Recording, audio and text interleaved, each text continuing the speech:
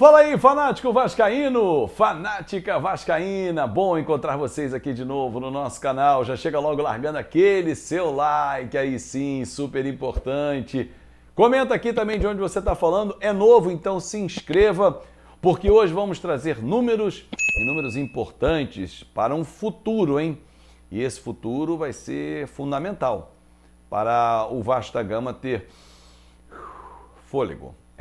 É sobre isso que vamos falar, fôlego financeiro, porque sem isso nenhuma empresa, nenhuma instituição consegue se livrar do dia a dia das pendências. Vou explicar como o Vasco está planejando e já executando o pagamento de muitas dívidas e reduzindo numa projeção os valores, hein? O projeto Salgado, eu vou explicar. Tem uma galera que vai ficar pistola, mas a gente traz informação, porque isso aqui é coisa séria, irmão. Daqui a pouquinho eu volto depois da vinheta e vou falar também sobre o Mundialito de Beach Soccer. Vou falar também sobre o jogo contra o CSA, a ausência do Nenê, tudo isso e muito mais depois da vinheta. Você não sai daí, mas vai largando aquele like.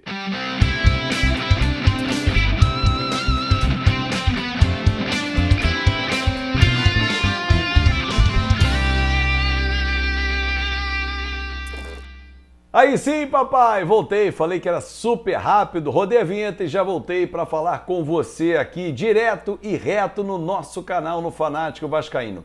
Deixa eu já fazer um convite super especial, tá vendo aqui? Fanático Cast, toda quinta-feira tem um bate-papo muito legal e nessa quinta-feira nós vamos receber o jornalista Lucas Pedrosa, do canal do Pedrosa. Vamos falar sobre a cobertura do Vasco, as dificuldades, o dia a dia, como fazer durante a pandemia para buscar informação para você. Se liguem, 13h o nosso Fanático Cast entra no ar. Na outra semana vem novidade aí, ainda tem pela frente Donizete, Ramon, tem uma bomba que vem por aí daqui a pouco, hein? Aguarde, quinta-feira, Fanático Cast recebendo Lucas Pedrosa. Bom, vamos falar da preparação para o jogo com o CSA. Ricardo Graça está de volta, Andrei também, os dois devem ser titulares exatamente nessa partida contra a equipe do CSA, jogo decisivo, importantíssimo, e hoje vamos secar de noite, né, o Goiás, temos que secar o Goiás, é importante esse resultado para a gente, o próprio Curitiba também, CRB, temos que secar a galera que faz parte da nossa corrida para voltar à Série A do Campeonato Brasileiro. Hoje temos apenas 15% de chance de voltar a essa competição, cara, mas tem muito caminho pela frente, tá? Muito caminho mesmo pela frente, então não dá para desperdiçar não. Então dá pra gente brigar sim por isso. Sem o Nenê, que está suspenso. Devem ser as duas únicas modificações na equipe. Acredito que o Andrei entre na vaga do Nenê, adiante o Marquinhos Gabriel, então formaria Bruno Gomes, Andrei, Marquinhos Gabriel e Cano, Morato, Peck. Para mim seria a formação que ele vai colocar em campo. Detalhe, para esse jogo a diretoria do Vasco conseguiu uma ampliação, 9.500 ingressos à venda. Isso é muito legal, porque liberou uma parte daquele setor à direita das cabines de rádio, bem coladinho ali na social, onde estava fazendo uma reforma estrutural. Então o Vasco conseguiu uma ampliação, 9.500 ingressos vão ser colocados à venda para essa partida. Tá? Até então, Curitiba e Goiás, 7.700. Dessa vez, 9.500 ingressos. Bom, vamos falar de números, porque eu recebi algumas informações muito importantes e estava esmiuçando aqui esses valores para poder trazer para vocês, para que vocês possam saber. O Vasco conseguiu, através de recursos garantidos, a liberação de 15 milhões de reais, tá? Esse é o empréstimo que o Vasco conseguiu com o banco. Aí algumas pessoas vão pensar assim, pô, mas como é que o Vasco conseguiu esse empréstimo se o Vasco está sem crédito na praça, não tem as CNDs, né? As certidões negativas de débitos? Pois bem, eu vou me reservar a não dizer quem foi que garantiu essa liberação, quem serviu de garantidor, mas tem alguém que está fazendo esse papel para o Vasco, né? Assim, ó, o Vasco pagar, eu pago. Se o Vasco não pagar. Então, por isso, o banco foi lá, então 15 milhões, pum, na conta do Vasco, para poder fazer essas operações. E que operações são essas? O Vasco apresentou à Procuradoria Geral Fiscal, o Vasco precisava apresentar um plano de pagamento. E está finalizando nos próximos dias um trabalho para apresentar efetivamente e conseguir uma redução que o Cruzeiro conseguiu no ano passado. O Cruzeiro devia algo em torno de dívidas fiscais em torno de 300 milhões de reais e conseguiu uma redução 330 para 170, praticamente 50%. Com quem eu conversei do Vasco, a previsão, a expectativa da gestão é entre 60% e 70% de uma dívida que está na casa de 300 milhões. Então a gente está falando numa redução em torno de 200 milhões de reais. Ou seja, se o Vasco consegue equacionar uma dívida que é de 300 cair para 100, com essa redução de 200 milhões aproximadamente, ficar com 100, 120 para pagar, ele consegue colocar num plano de longo prazo, e aí esse longo prazo estabelecido pela gestão em torno de 6 anos, para conseguir equacionar e pagar essas dívidas. Com isso, o Vasco consegue ter fôlego, empenhar parte da sua receita para poder fazer esses pagamentos.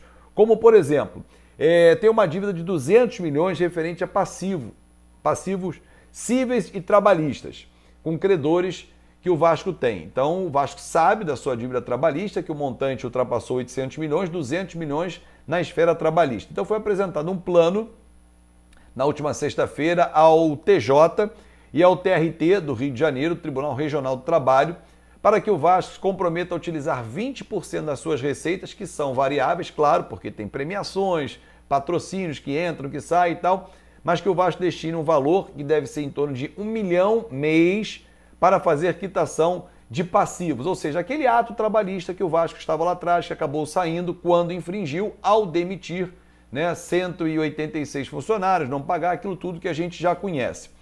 O Vasco acredita, através do vice-presidente jurídico José Cândido Bulhões Pedreira, que em 6 anos, tendo um ritmo de fluxo de caixa, consiga equacionar essa dívida. E junto a ela, o Vasco planeja esse pagamento também das dívidas fiscais.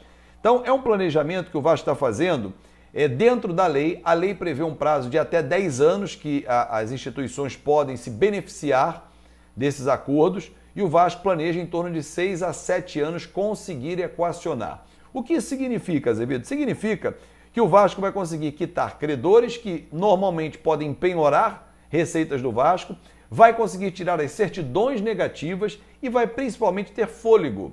Fôlego com receitas novas, com receitas que não vão ser perdidas ao longo do caminho e para investir no seu clube. Então, dentro do clube, dentro do time de futebol, tudo isso é um respiro. Há uma crítica muito grande e diversos setores fazem as críticas, só que a gente tem que saber separar o joio do trigo.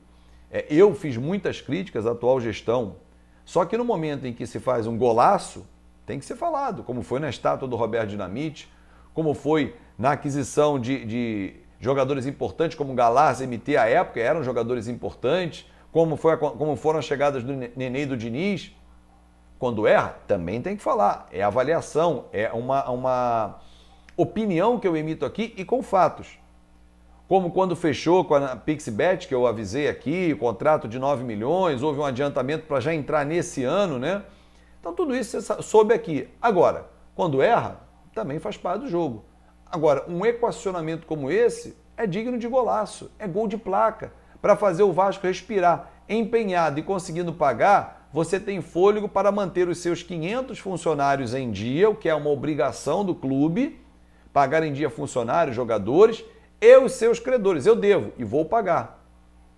Consegue ter fluxo. E voltando para a Série A, a receita aumenta. Aumenta a receita, você pode até aumentar o seu destino de verba para poder equacionar aquela dívida que você se comprometeu. 20% garantido. Se você conseguir mais, ao invés de 6 anos, você liquida em 5. Por que não?